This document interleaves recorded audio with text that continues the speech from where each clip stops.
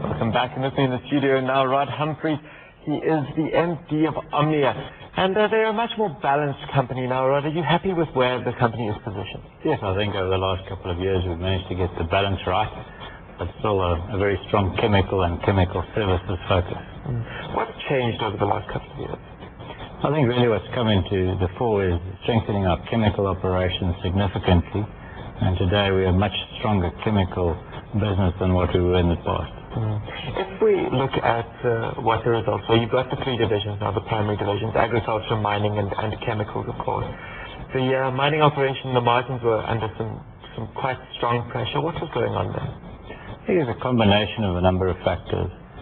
First of all, we have a number of our mining operations benefiting in African continent and doing a lot of work in that part of the world, and clearly with the rand dollar strengthening, that puts a little bit of pressure on margins.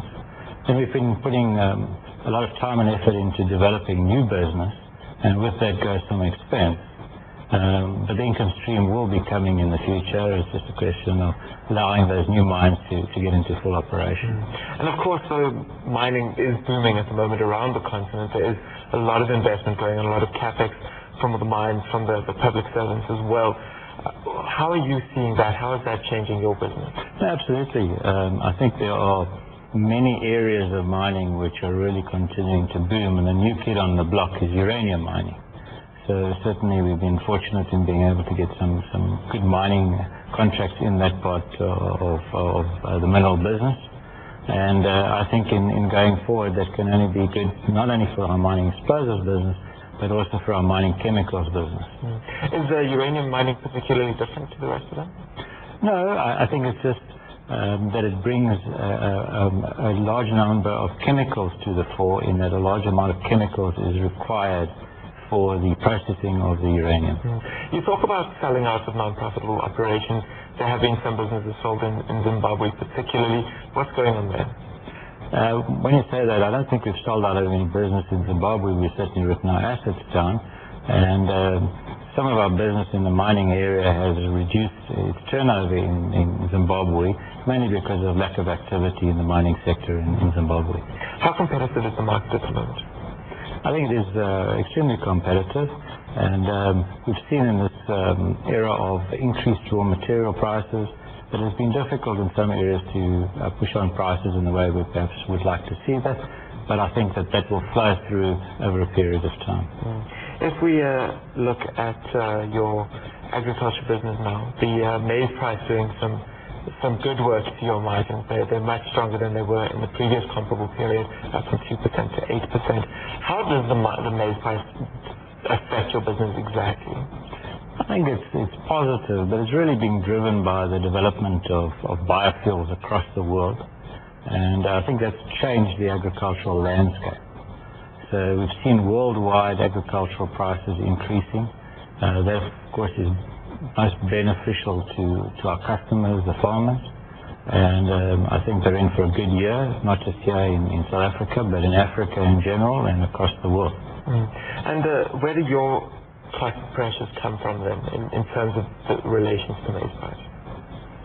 I think that the cost pressures we face there are probably the rand-dollar exchange rate, which also affects some of our customers. We have some, let's say, new cost pressures in the form of some of the accounting standards which have come through in share-based payments, but that's just really a reflection of a new accounting standard more than a cash flow. And feedstocks, the product you use to create the fertilizers, are there pressures there? Yes, most definitely. I think that what we've seen coming through in our fertilizer business, because of the tremendous growth in biofuels across the world, it's creating a demand for additional fertilizer consumption.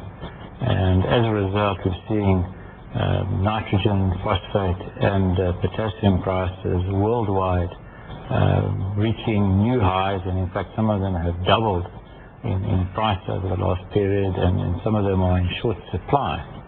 So that's come through, and there's some cost pressure coming through from that as to whether we can actually adequately pass on these very steep price increases that have been occurring. What should then we be expecting for the second half if the prices are going up on both sides of the equation? Well, traditionally we have a much stronger second half in any case. Our seasonal business, and particularly in agriculture, much of it flows through in the summer season, which we're really into now. So certainly our agricultural business always has a strong second half, and I think in this year we're going to have a particularly strong second half. I think in terms of our mining and chemicals business, we have seen some of the margins being slightly depressed in the first 6 months, but I think they will flow through a lot more strongly in the second 6 months, and so I think we're in for a really good year. Let's look at your debt position at the moment.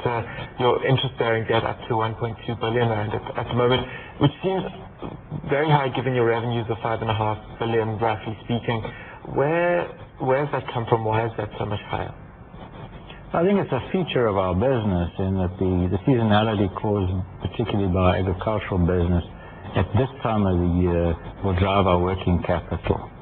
So always at the half-year mark, we have high working capital requirements, and particularly in fertilizer stock.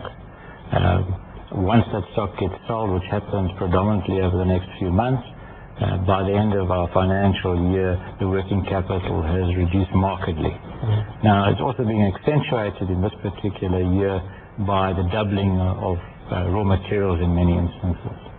Now, are you concerned at all about a possible further interest rate hike, given we've seen all of these, and your interest-bearing debt is quite high at the moment, up 86% over the 6 months?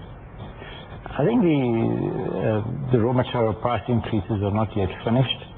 It's difficult to gauge exactly where they are going and whether they're beginning to flatten out or not.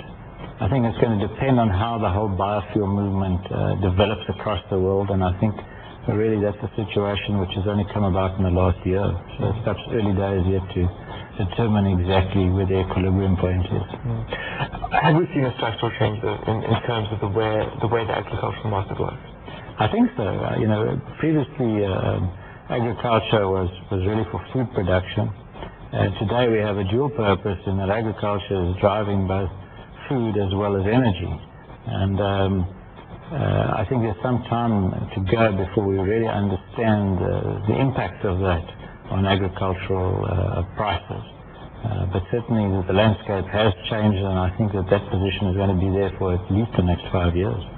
Roger, earlier on in the year there were a few court cases pending against Omnia around possible contaminated fertilizers and particularly cadmium-heavy operations by rainbow chickens and also by the Pineapple Association in the Eastern Cape. What's going on with those at the moment? In terms of the rainbow chicken one, that issue lies with our insurance company.